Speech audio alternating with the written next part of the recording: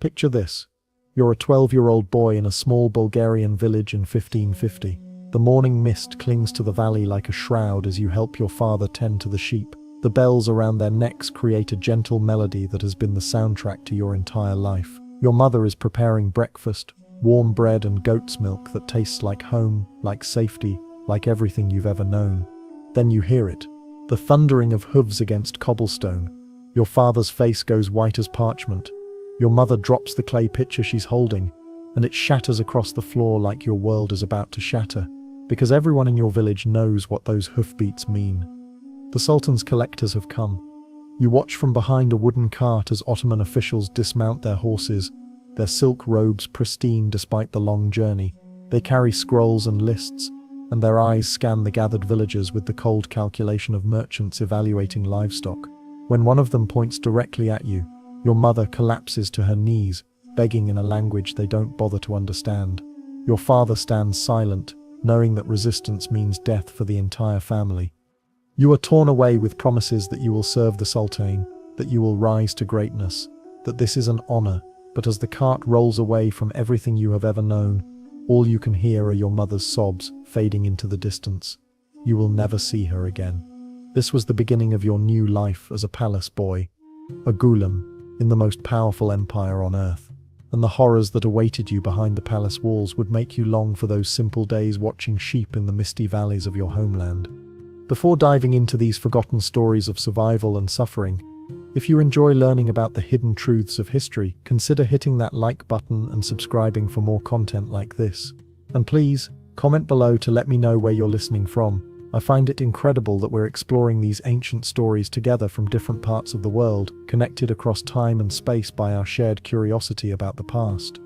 The journey to Istanbul was your first taste of the systematic cruelty that would define your new existence. You and dozens of other boys were marched for weeks across rugged terrain, inadequately fed, sleeping in the open or in crude shelters that offered little protection from the elements. The weak ones, those who couldn't keep up, who fell ill, or who simply gave up hope, were left behind to die. You learned your first lesson in Ottoman palace life before you even reached the capital. Weakness was death, and only the strongest, cleverest, or most adaptable would survive what was to come. The boy walking beside you, maybe 14 years old, had been taken from a Greek fishing village. His name was Nikos, though he whispered to you that soon that name would be forbidden. He had tried to escape on the third night of the march, but the guards caught him before he made it a mile. They dragged him back to the camp and beat him in front of all the other boys as a lesson. His screams echoed across the countryside, and you squeezed your eyes shut trying to block out the sound. But you couldn't block out the lesson. Escape was impossible. Resistance was futile. By the time you reached the outskirts of Istanbul, you had learned to move like a ghost, to speak only when spoken to make yourself invisible when the guards' attention turned predatory. You had watched boys disappear in the night, some who tried to run, others who simply couldn't endure another day. Their empty spaces in the line served as constant reminders of your own mortality. The first sight of Istanbul's skyline should have been breathtaking. The minarets piercing the sky, the massive dome of Hagia Sophia, the sprawling palace complex that would become your prison. But all you felt was a hollow dread settling in your stomach like a stone. This magnificent city represented everything you had lost, and everything you feared you would become. Upon arrival in Istanbul, you faced your first selection. Ottoman officials divided the surviving boys into groups based on their perceived potential. The process was humiliating and thorough. They examined your teeth like you were a horse, tested your reflexes, made you recite what little you knew of letters and numbers. They measured your height, examined your skin for blemishes, and evaluated your facial features with the clinical detachment of art appraisers. The most beautiful and intelligent were destined for the palace school, the Enderun. Others would become janissaries, the elite military corps.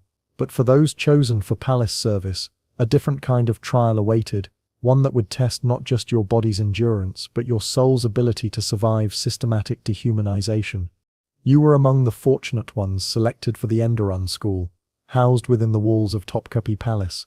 The officials who made this choice looked at your clear skin, your bright eyes, and your obvious intelligence, and they smiled. You didn't understand then that their smiles were not kind. They were the smiles of predators who had found particularly promising prey. The Enderun School has been called the world's first institutionalized education for the gifted. This description, while technically accurate, obscures the darker reality of what education meant for displaced boys like you. Yes, you would learn languages: Arabic, Persian, and Turkish. You would study mathematics, astronomy, literature, and law. You would be trained in music, calligraphy, and various crafts. But this education came at a price that extended far beyond mere academic rigors. The palace complex that became your world was a maze of marble corridors, ornate chambers, and hidden passages where danger lurked around every corner.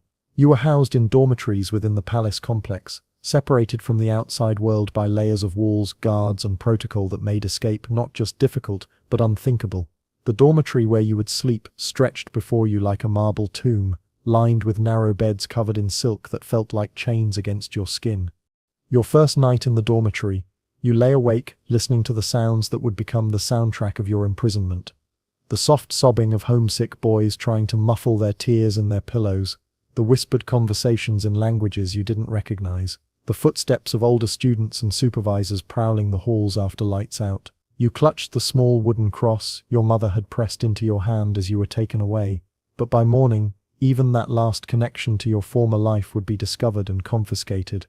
You were given a new name, Mehmet, and told to forget your Christian origins. Conversion to the Empire's official faith was not optional.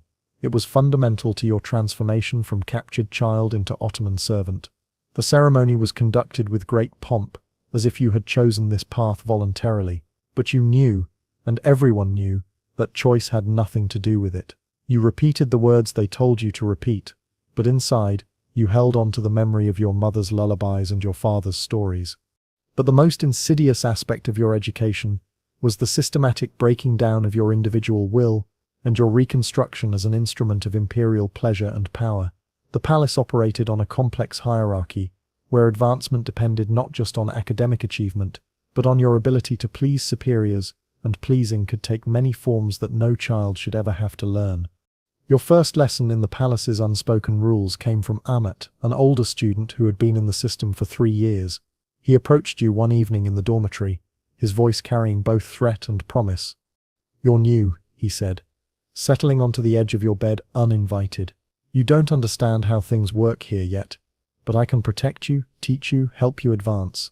The teachers favor me, and they listen to my recommendations about the younger boys." He let his hand rest on your shoulder, and you felt yourself freeze. You were 12 years old and had never been touched by a stranger, but something in his manner made your skin crawl. "In return," he continued, his voice dropping to a whisper, "you would need to show your gratitude. There are ways that boys like you can thank older students for their protection, special ways that stay between us. You faced an impossible choice that thousands of boys before you had faced: refuse and risk brutal punishment, social isolation, and the end of any hope for advancement. Accept and surrender the last vestiges of your childhood innocence to a system that viewed your body as a commodity, to be traded for favor and protection. There was no good choice, only survival." The palace's sexual ecosystem was complex and predatory, operating according to rules that had been established over generations of exploitation. Eunuchs, castrated as boys themselves, and often bearing their own psychological scars, wielded considerable power and used it to exploit the constant stream of new arrivals. They understood the system intimately because they had once been its victims, but rather than protecting newcomers, many became its most enthusiastic enforcers. Older students preyed on younger ones, perpetuating cycles of abuse that stretched back generations. It was a twisted form of hazing where the initiated earned their place in the hierarchy by victimizing those below them. Palace officials took advantage of their positions to access the most beautiful boys with impunity, knowing that their victims had no recourse and no one to whom they could appeal for justice. What made this system particularly insidious was its integration with the palace's official hierarchy. Sexual relationships were not hidden scandals. They were part of the social order, woven into the fabric of daily life so completely that they seemed natural and inevitable. Boys who caught the eye of powerful patrons could find their careers accelerated, their studies easier, their lives more comfortable. Those who refused or displeased their superiors found themselves relegated to menial positions, subjected to harsher discipline, or simply disappeared from the palace rolls altogether. The psychological impact on boys like you was devastating and carefully calculated. Cut off from your family, stripped of your original identity, and thrust into a world where your body was seen as a commodity, you developed what we might now recognize as complex trauma responses. Some boys became manipulative and calculating, learning to use their sexuality as a tool for advancement and survival. Others withdrew into themselves, becoming hollow shells who went through the motions of palace life while their spirits died inside. You watched both transformations happen to boys around you. Dmitri, who had been taken from the same region as you, learned to smile and flirt with the older students and teachers. Within 6 months he had new clothes, better food, and a private tutor for his language studies. But his eyes had gone dead, and he no longer spoke of home or family. When new boys arrived, he looked at them with the same calculating gaze that the officials had once turned on him. Stefanos, a Greek boy who had been a fisherman's son, took the opposite path. He refused all advances, endured beatings and punishment, and gradually faded into a ghost-like existence. He performed his duties mechanically, studied adequately but without enthusiasm, and seemed to disappear a little more each day. One morning his bed was empty, and no one ever mentioned his name again. You tried to find a middle path, accepting some advances to survive while maintaining some core of yourself that remained untouched. But the palace was designed to make such compromise impossible. Every day brought new tests, new choices between degradation and destruction, new ways that the system sought to remake you in its own image. European travelers who visited the Ottoman court occasionally glimpsed this hidden world, though their accounts were often filtered through their own cultural biases and limited understanding.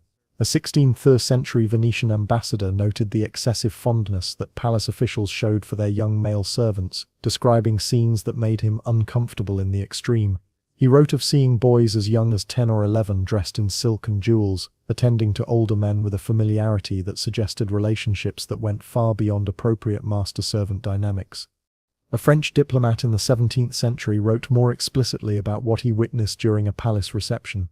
The young pages moved through the halls like beautiful birds in cages, their eyes downcast but their bodies adorned for display. One cannot help but notice the possessive manner in which certain officials regard these children, nor the fear that flickers in the boys' eyes when their masters approach. The physical conditions of palace life compounded the psychological abuse in ways that were designed to break down resistance and create dependency. You lived in cramped dormitories with minimal privacy, where every moment was subject to surveillance and control. You were awakened before dawn for prayers you had been forced to learn, fed adequate but not abundant meals at precise times, and subjected to a rigid schedule that left no time for reflection or resistance. Punishments were common and creatively designed to humiliate and break spirits.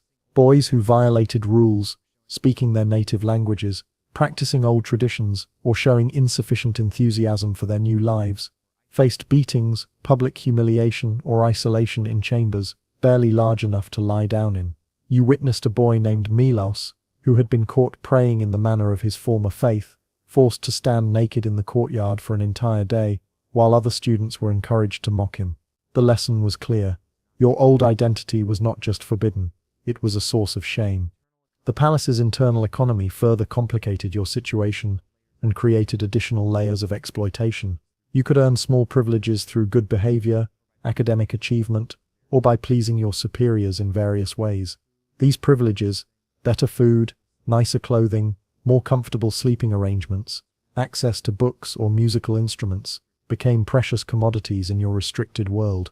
The system created a complex web of dependencies and loyalties that made resistance nearly impossible, and collaboration seemed like the only path to survival. You learned to navigate this economy with the calculating mind of someone much older than your years. You discovered that helping older students with their studies could earn you protection from their advances. You found that showing particular aptitude in certain subjects could gain you the attention of teachers who might shield you from the worst abuses. You realized that perfect obedience and visible enthusiasm for your new life could result in small freedoms that felt enormous in your circumscribed world. Some boys attempted escape, but the palace's location on a peninsula surrounded by water made this extremely difficult. Those who were caught faced severe punishment that was deliberately made public to deter others.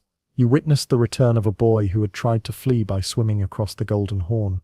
He was barely alive when they dragged him back, and the beating he received in front of all the students left him permanently injured. He lived as a warning to the rest of you, broken, barely functional, a living example of what happened to those who chose rebellion over submission. The few boys who managed to flee faced an even more daunting challenge. They had been in the palace so long, and their original identities so thoroughly erased, that returning to their former lives was impossible. Their families might not recognize them, their communities might reject them as traitors or converts, and they possessed few skills that would allow them to survive outside the palace system.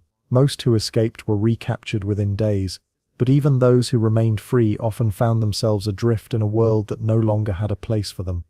As you matured within the system, surviving through a combination of intelligence, adaptability, and carefully calculated submission, you faced new challenges and deeper corruption of your soul. The most successful students might eventually be appointed to high governmental positions, but this success came at the cost of perpetuating the very system that had abused them. You realized with growing horror that your teachers and supervisors, the men who had shaped and damaged you, had once been boys like you, taken from their families and molded into instruments of imperial power. This recognition brought a terrible choice. You could resist the system and likely be destroyed by it, or you could embrace it fully and become one of its enforcers, selecting the next generation of boys, breaking them down and rebuilding them, maintaining the palace's hierarchies of power and exploitation. Many boys chose the latter path, finding it easier to become predators than to remain prey indefinitely.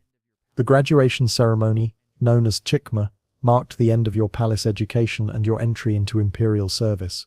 After years of systematic abuse disguised as education, you emerged as a young man fluent in multiple languages, skilled in administration and diplomacy, trained in the arts and sciences, but you also emerged as someone whose soul had been systematically corrupted, whose understanding of power was forever intertwined with exploitation, whose capacity for normal human relationships had been damaged in ways that might never heal. For many graduates, this transition simply meant moving from one form of exploitation to another. Those appointed to administrative positions found themselves in a world where sexual favors and political advancement remained intertwined, where the lessons learned in the palace about power, submission, and survival continued to shape their adult lives.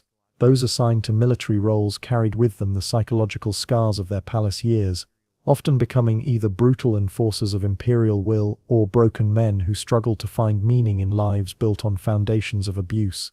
The Ottoman elite's attitude toward these practices was complex and carefully constructed to maintain the system while denying its most disturbing aspects. While official regulations prohibited many forms of abuse, the reality was that palace authorities turned a blind eye to behaviors that served their interests.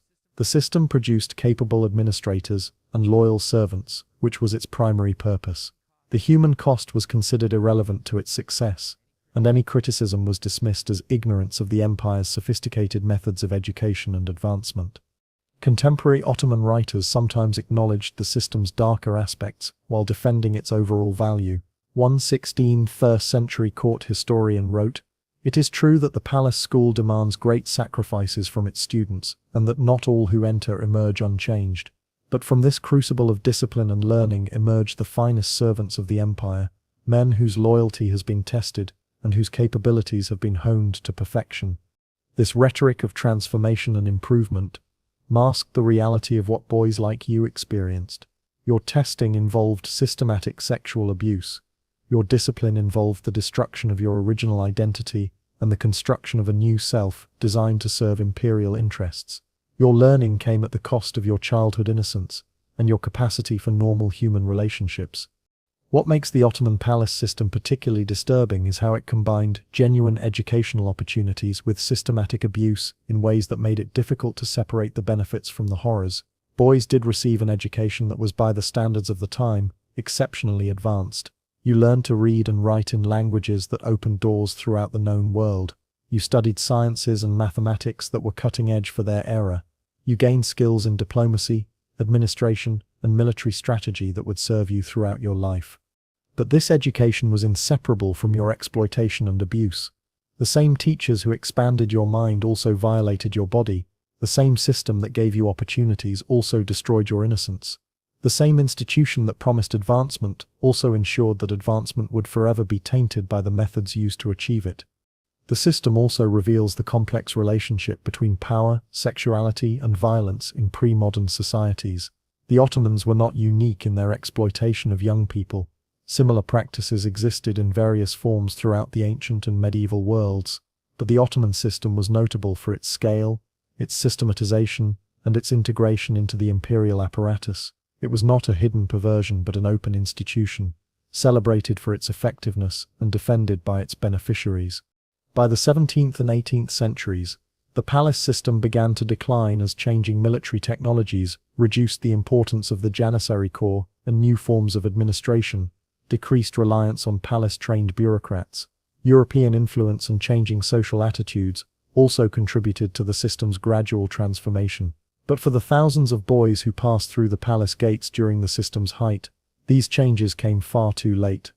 Their stories of childhood lost, innocence destroyed, and spirits broken in service to imperial power represent one of history's most systematic examples of institutional child abuse. The boys who survived learned to navigate a world where their beauty was both asset and liability, where their intelligence was valued but their humanity was not, where advancement required surrendering pieces of their souls that could never be recovered. Some rose to positions of great power and influence, becoming viziers, generals, and governors who shaped the empire's destiny. But they carried with them the scars of their palace years, and many perpetuated the cycles of abuse that had shaped them.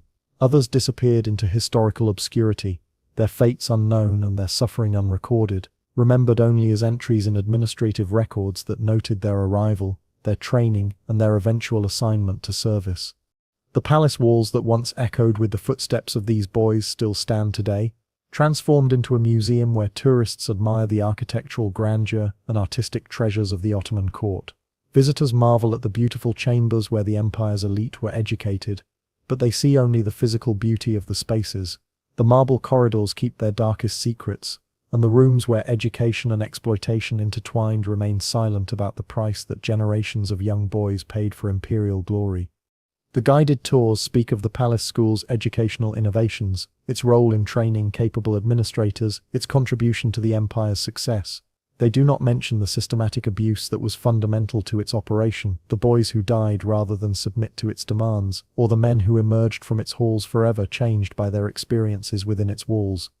As I finish this account, imagining your story as representative of thousands like it, I'm reminded that these tales of suffering and survival are not merely historical curiosities. They represent real human beings, children torn from their families, stripped of their identities, and forced to navigate a world that valued their bodies and minds while dismissing their humanity as irrelevant to the empire's grand designs.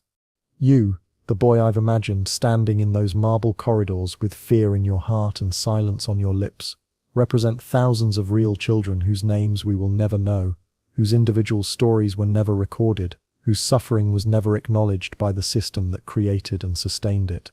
Your ghost, and the ghosts of all the boys like you, still walk those palace halls, reminding us that behind every empire's grandeur lies a foundation built on human suffering, and that the price of power is often paid by those who have no choice in the matter.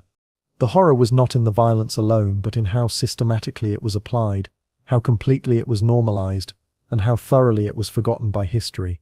You and boys like you lived and died in a system that treated you as beautiful objects to be molded and used, and your stories deserve to be remembered, not as exotic historical footnotes, but as testimonies to human resilience in the face of institutionalized cruelty. The morning air that once carried your fearful footsteps has long since faded, but your story echoes still through time, demanding that we bear witness to your suffering, and remember the terrible price of the empire's golden age. In remembering your story, we honor not just your individual suffering, but the suffering of all children who have been caught in the machinery of power throughout history, used and discarded by systems that value conquest over compassion, empire over innocence,